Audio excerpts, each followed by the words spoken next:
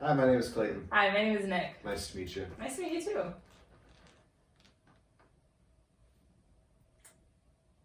So where are you from? Yeah, so for most people, that question is pretty straightforward. They spent most of their life, if not all of it, physically and emotionally attached to one particular place. Unfortunately for me, that question has never been answerable in the strictest sense. You see, I've lived in 11 different places in my life, and because of that, I can't genuinely say that any one of them defines who I am, at least in the sense that people ask when they say, So where are you from? "So then, what am I supposed to answer?" Part of me just wants to dodge the question, but that kind of dodginess bordering on edginess is just not the first impression I want to give people. I guess another part of me just wants to choose a place in particular and stick to that, but eventually I'll mention something about living somewhere else, and people feel like I was lying to them or something. I just can't win with this question. So yeah, I've moved around a lot. Nowhere in particular. Okay, well, where all have you lived? Now I have to explain that while I was born in the Florida Panhandle, I left after only a year and a half to Southern California where, wait, no, not Los Angeles or San Diego, the Mojave Desert. Then I moved back to the Florida Panhandle. What? No, they were not the same place. One of them actually got destroyed by a hurricane a few years ago, and the other was completely untouched. That's how far apart they were.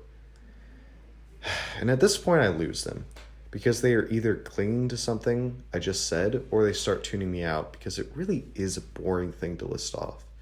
Don't get me wrong, I love talking about the places I lived, and I have a lot of good stories to tell about them.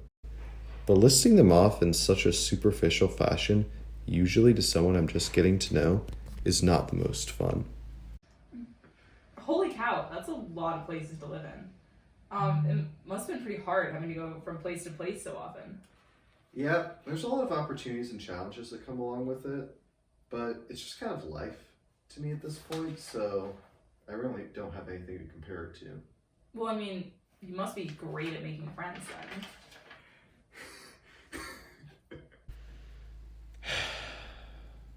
Suffice to say, this can be a very loaded question, depending on my mood. As you would expect, I have lived in some amazing places surrounded by incredible people. I've also lived in places I've not enjoyed as much, usually because of an unwelcoming social environment. On the one hand, I can think of places I've lived in like Japan, where I had a wonderful opportunity to physically explore an entire nation with fascinating cultural differences to what I had been familiar with.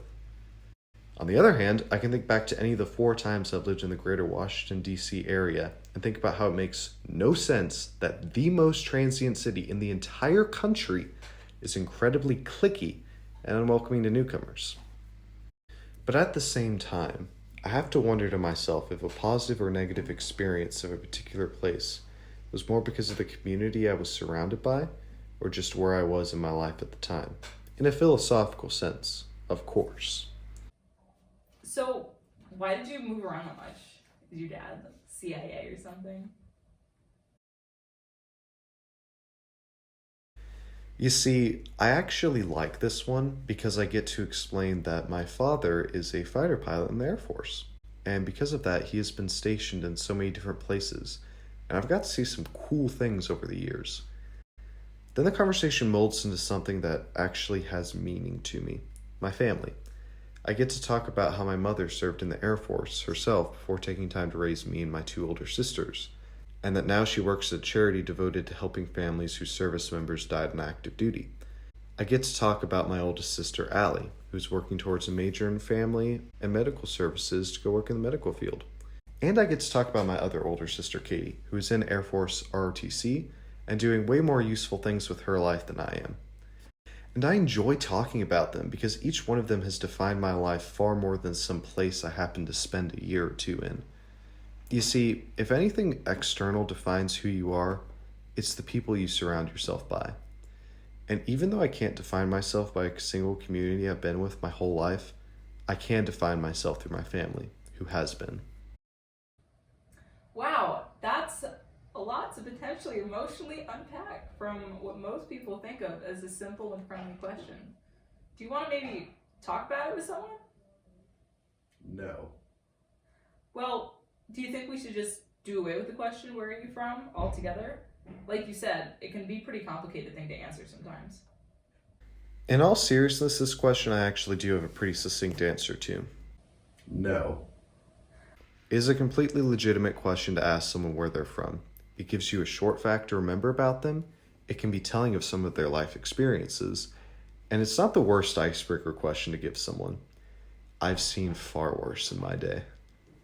No, I don't dislike the question. I only dislike the fact that for a long time I felt like I didn't have an honest answer to it. But I've done a lot of thinking about this recently, and I've come to the conclusion that any answer I give just won't have too much meaning to me, so I might as well just say I'm from wherever I enjoyed the most. So where am I from? Well, we'll have to see how I'm feeling whenever I'm asked that question.